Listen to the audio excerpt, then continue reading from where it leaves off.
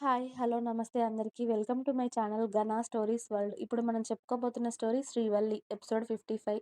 సుభద్ర గారు చిన్న కొడుకు పెళ్లి కూడా చాలా గ్రాండ్‌గా చేయాలి అనుకున్నారు. కానీ ఇప్పుడు అలా జరగకపోవడంతో కాస్త బాధపడ్డారు. విరాజ్ అలా చేయడం ఆవిడకి నచ్చలేదు ఎందుకో. అందరూ ఎవరి గదుల్లో వాళ్ళు ఉండి విరాజ్ గురించే ఆలోచిస్తూ ఉన్నారు. ధీరజ్ సీరియస్‌గా బాల్కనీలో నిలబడి ఆలోచిస్తూ ఉంటే వల్లి అతడి దగ్గరికి వెళ్ళి, ఏంటి సార్ గారు ఏం ఆలోచిస్తున్నారు? అంది అతడిని వెనుక నుండి హత్తుకొని. ఏం లేదు మేడం అన్నాడు ధీరజ్ ఆమె చేతిని తీసుకొని ముద్దు పెట్టుకుంటూ. ఫీలయ్యావా? మీ తమ్ముడు ఎవరికీ చెప్పకుండా పెళ్లి చేసుకున్నందుకు? అని అడిగింది వల్లి. కాస్త బాధైతే ఉందిరా. ఎవరూ లేనట్టు వాడికి అలా ఇంట్లో కూడా చెప్పకుండా పెళ్లి చేసుకోవడం ఎందుకో నచ్చట్లేదు నాకు. ఆ అమ్మాయి వాడికి ఎంత నచ్చితే మాత్రం మనకి చెప్తే మనం పెళ్లి చేసేవాళ్ళం కదా! అర్థమైంది అమ్మాయి వాళ్ళు పేదవాళ్ళే అని. కానీ వాడి ఇష్టం ఇలా ఇంట్లో వాళ్ళకి చెప్పకుండా చేస్తే వాడి గురించి ఏమనుకోవాలి? సరే ఓకే. నేను ఓకే. నాకు చెప్పకుండా పర్వాలేదు కానీ, అమ్మా, నాన్న వాడి మీద ఎన్నో ఆశలు పెట్టుకుంటారు కదరా! అమ్మకైతే చాలా ఇష్టం కదా వాడంటే చిన్నవాడు అని, నాకన్నా కూడా. కానీ వాడు చూసావా ఏం చేశాడో? అమ్మ బాధపడదా వాడిలా చేస్తే? ఆ అమ్మాయి ఎంతగా ఇష్టమైతే నాకొక్క మాట చెప్పి ఉండాల్సింది కదా! అంటే నేను వాడికి అన్నగా కూడా పనికి రాలేదా?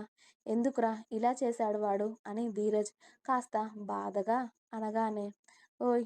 ఏంటి? నువ్వు మీ తమ్ముడు చేసిన పనికి నిన్ను నువ్వు నిందించుకుంటున్నావు? పిచ్చా నీకేమైనా?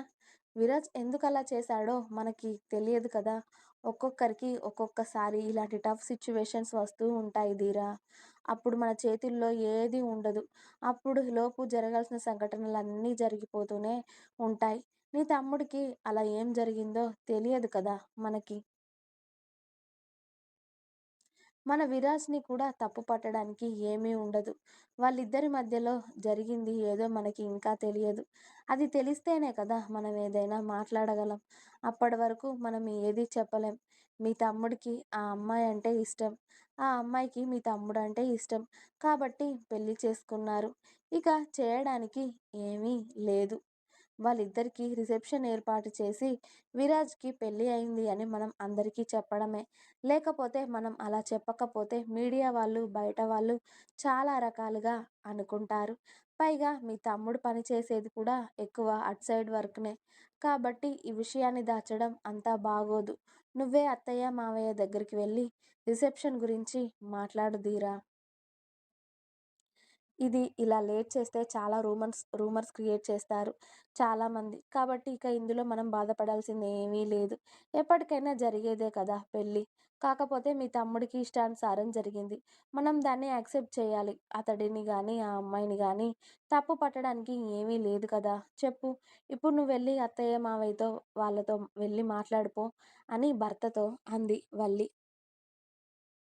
వల్లి మాటలకి ధీరజ్ చిన్నగా నవ్వుకుంటూ ఆమెని అతడి ముందుకు తీసుకువచ్చుకొని, ప్రతి ఒక్క పనికి నీ దగ్గర భలే సొల్యూషన్ దొరుకుతుందే. ఇన్ని సొల్యూషన్స్ ఎక్కడ పెట్టావే? చూస్తే ఏమో నీ మెదడు మోకాళ్ళలో ఉన్నట్టు అనిపిస్తుంది.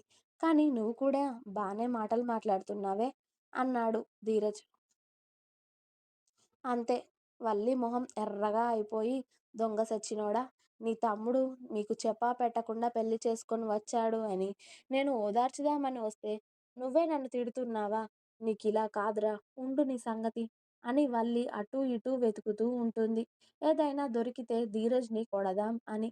అది ముందే గ్రహించిన ధీరజ్ వల్లిని కదలకుండా హగ్ చేసుకొని బుగ్గ మీద కొరికి మెల్లిగా వల్లిని అక్కడే వదిలేసి స్పీడ్‌గా ఆ రూమ్‌లో నుండి బయటపడి వాళ్ళ అమ్మ వాళ్ళ రూమ్‌లోకి వెళ్తూ ఉన్నాడు. దొంగ సచ్చినోడా! నువ్వు రారా మళ్ళీ రూమ్‌లోకి ఎక్కడికి? ఎక్కడికి వెళ్ళినా మళ్ళీ నైట్ వచ్చేది నా దగ్గరికే కదా! అప్పుడు చెప్తాను దొంగ మొహమోడా! అంటూ ఆమె బుగ్గ రుద్దుకుంటూ ఉంటుంది చిన్నగా నవ్వుకుంటూ. ధీరజ్ కొరకడంతో బుగ్గ మంటగా అనిపిస్తూ ఉంటే.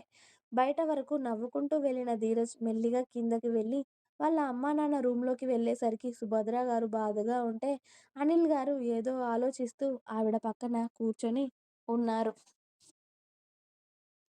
అమ్మా! అని ధీరజ్ పిలవడంతో సుభద్ర గారు డోర్ వైపు చూసి రా నాన్న అని పిలిచారు.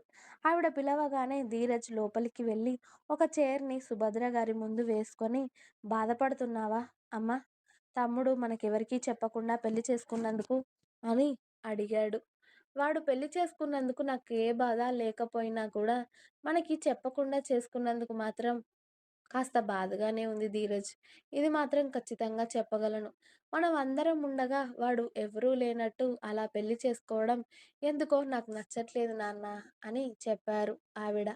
జరిగిందేదో జరిగిపోయిందమ్మా. తమ్ముడు ఏ కారణం వల్ల అలా పెళ్లి చేసుకోవాల్సి వచ్చిందో మనకి తెలియదు కదా! నువ్విలా బాధపడుతూ ఉంటే ఎలా చెప్పు?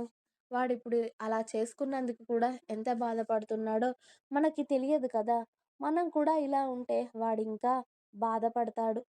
జరిగింది మనం ఎలాగో మార్చలేము. కాబట్టి ఇక ముందు జరగాల్సింది చూడమ్మా అని అన్నాడు వాళ్ళ అమ్మ చేయి పట్టుకొని ధీరజ్. ఏం చేద్దామనుకుంటున్నావు నాన్నా అని అడిగారు సుభద్ర గారు కొడుకు చెంప మీద చెయ్యి వేసి. త్వరగా తమ్ముడికి, ఆ అమ్మాయికి రిసెప్షన్ ఏర్పాటు చేద్దామమ్మా. అలాగే ఆ అమ్మాయి వాళ్ళ ఫ్యామిలీతో కూడా మాట్లాడాలి కదా మనమే. ఇలా అనుకుంటే ఇంకా అమ్మాయి తరపు వాళ్ళు ఎలా అనుకుంటారు చెప్పు? నువ్విలా కోపంగా ఉండకుండా విరాజ్‌తో, ఆ అమ్మాయితో మాట్లాడు. ఇక జరగాల్సిన కార్యక్రమాలు మనం చూసుకుందాం. ఏమంటారు నాన్న? మీకు కూడా ఇలా ఇష్టమేనా? అని అడిగాడు అనిల్ గారిని.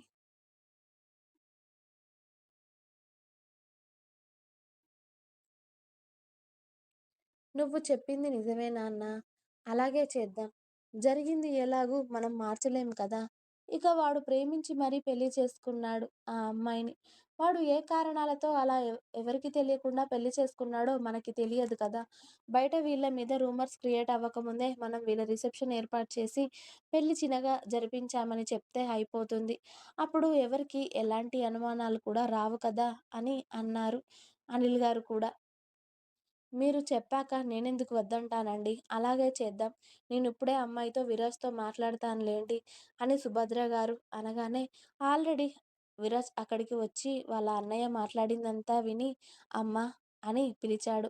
విరాజ్ పిలుపుకి ధీరజ్ తమ్ముడిని చూస్తే, విరాజ్ లోపలికి వచ్చి ధీరజ్‌ని హగ్ చేసుకొని, థాంక్ యూ అన్నయ్య. మీరు నా మీద ఎంత కోపంగా ఉన్నారో అనుకున్నాను. కానీ మీరు నన్నింతలా అర్థం చేసుకుంటారని నేను అనుకోలేదు. నిజంగా నాది తప్పే. మీకెవరికీ తెలియకుండా పెళ్లి చేసుకోవడం. కానీ కొన్ని కారణాల వల్ల నేను అలా పెళ్లి చేసుకున్నాను. క్షమించండి అమ్మా, నాన్న, అన్నయ్య నన్ను దానికి.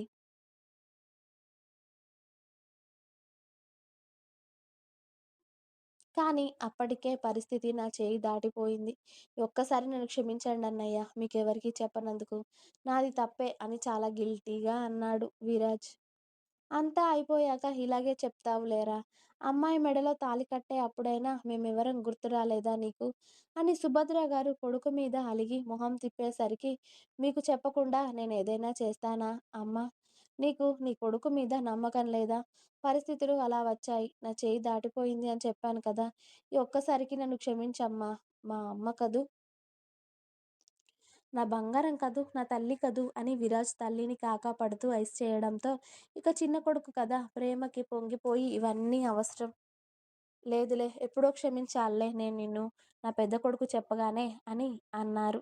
అంటే అన్నయ్య చెప్తే నన్ను క్షమించావన్నమాట. లేకపోతే నన్ను క్షమించవా? క్షమించకపోయేదానివా చెప్పు? అని విరాజ్ అలగడంతో, చాల్లేరా! అప్పుడే పెద్దవాడివైపోయి ఎవరికీ చెప్పకుండా పెళ్లి చేసుకొని మా దగ్గరికి వచ్చి మళ్ళీ అలగడాలా? ఇక చాల్లే నీ సంబరం అని కొడుకులు ఇద్దరిని హత్తుకొని, మీరు నా ప్రాణాలు నాన్న. మీకు ఇష్టం లేకుండా ఏదీ జరగదు. కాకపోతే నా కొడుకుల సంతోషాలు చూడాలి అని నాకు కూడా ఉంటుంది కదా అని సుభద్ర గారు అంటుంటే, అప్పుడే ప్రసన్న కూడా ఆ రూమ్‌లోకి వస్తూ, అంటే నీకు కొడుకులే ఇష్టం కదా! నేనంటే ఇష్టం లేదు కదా మమ్మీ అని బుంగమూతి పెట్టుకొని, ఏడుపు మొహం పెట్టుకొని ఆ రూమ్‌లోకి వస్తుంది. పొట్ట మీద చేయి వేసుకొని కష్టంగా నడుస్తూ. ఇంకా ఉంది. మీకు నా స్టోరీస్ నచ్చినట్టయితే ప్లీజ్ లైక్ చేయండి, షేర్ చేయండి. అలాగే ఛానల్‌ని తప్పకుండా కొత్త వాళ్ళందరూ సబ్స్క్రైబ్ చేయండి. Please subscribe my channel 'Ghana stories world'. Thanks for watching my video. By by. Please like, share and subscribe.